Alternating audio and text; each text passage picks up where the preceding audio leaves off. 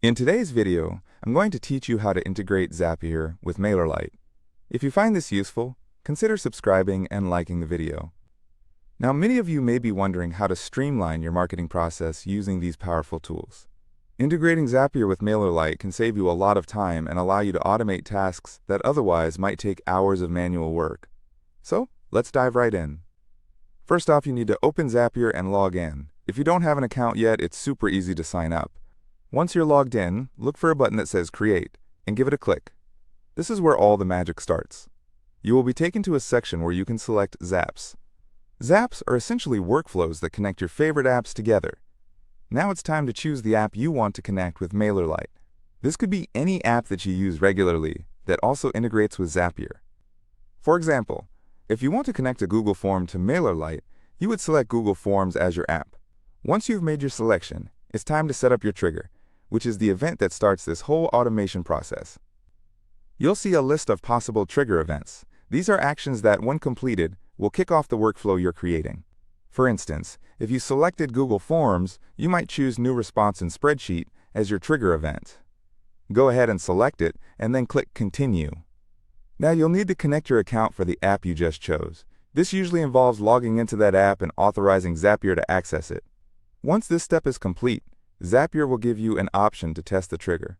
What this does is ensure that Zapier is receiving the necessary sample data from your app.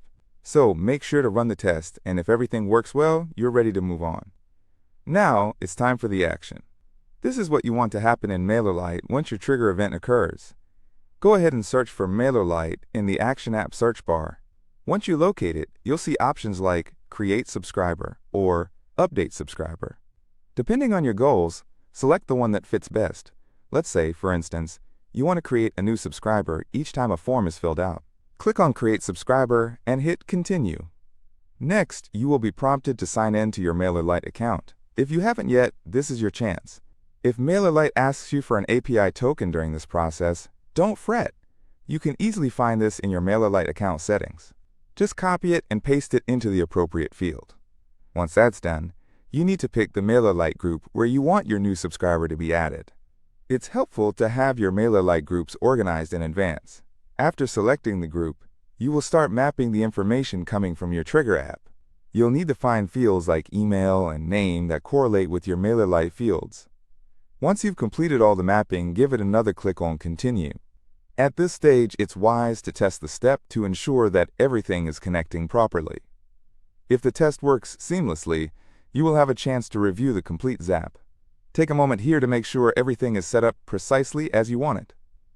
Finally, once you feel confident about your setup, you can choose to click Publish or Publish and Turn On. Congratulations! Your Zap is now active and will automatically perform the MailerLite action whenever your initial trigger event occurs. And there you have it! You've successfully integrated Zapier with MailerLite. Thank you for watching, and don't forget to hit that subscribe button if you found this guide helpful. Until next time, happy automating!